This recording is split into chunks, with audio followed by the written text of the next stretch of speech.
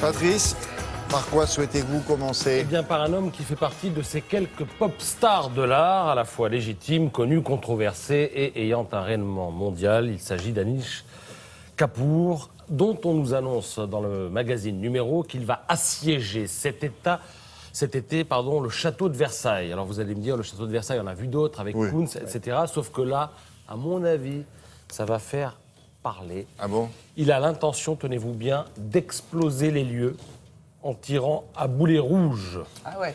Et dans le magazine Numéro, on nous montre un petit peu ce que ça pourrait donner. Vous voyez, cette machine, elle envoie des pelotes de cire rouge qui font 5 kilos. Et cette installation-là, ce que vous voyez, a été proposée dans un musée d'art moderne à Londres. Donc, demain, quand je dis demain, c'est cet été, à Versailles, voilà ce qui va se passer. Anish Kapoor s'en explique dans le magazine Numéro. Il dit « Ce qui m'intéresse, tenez-vous bien, c'est de mettre sens dessus-dessous les jardins de l'autre. Je veux perturber ces perspectives parfaites qui renvoient à l'idée d'éternité pour y insérer la nature véritable. Causer, ça. Ah oui, il va y avoir du sang dans les jardins, oui, et même à l'intérieur de la salle du jeu de paume, parce que je crois savoir, si j'ai bien compris ce qui est écrit dans le journal, que le canon sera installé à l'intérieur de la salle il du ne va jeu pas de paume. tout péter Versailles, rassurez-vous. Ce sont voilà. Voilà, ce qu'on appelle les installations. Les installations. Enfin, quand même, c'est du provisoire.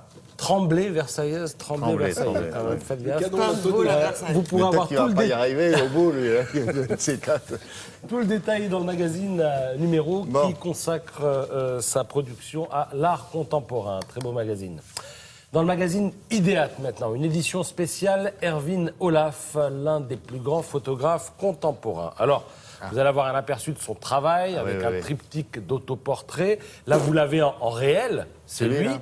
Oui, et puis vous allez le voir quand il se transforme un petit peu. Vous allez voir la version fantasmée au milieu. Ken, on dirait Ken de Ken et Barbie. Hein.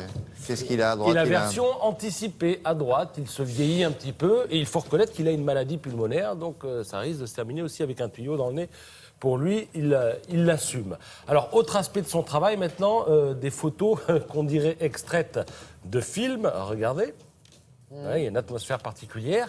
Et puis alors, le magazine Idéate a pu pénétrer dans l'appartement amsterdamois, à Amsterdam, du photographe. Alors, quelles photos sont au mur de l'appart d'un photographe, me demandais-je. Vous allez voir, vous avez ce type de photo qui est faite par lui. Ça vient d'une série qu'il avait réalisée en 2011 sur le charme de la bourgeoisie.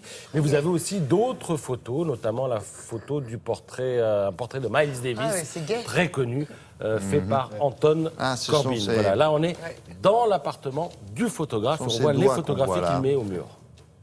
Pour ceux qui ne comprennent pas. Voilà. Très Et bien, bientôt, oui. Erwin Olaf bossera sur Détroit et on aura l'occasion, j'espère, de parler Sur de Détroit, son la travail ville. sur la ville de Détroit, qui est une ville en faillite aux C'est États-Unis. pas une chaîne de télévision, Détroit. C'est une ville aux États-Unis. Par un Français. Detroit. Merci beaucoup. Créé par un Français. Monsieur. Merci Frédéric, monsieur. Ah, voilà. Et C'est là vous- que s'arrête ta culture. C'est bref, oui, c'est là où on C'est va très court. chercher. Merci beaucoup.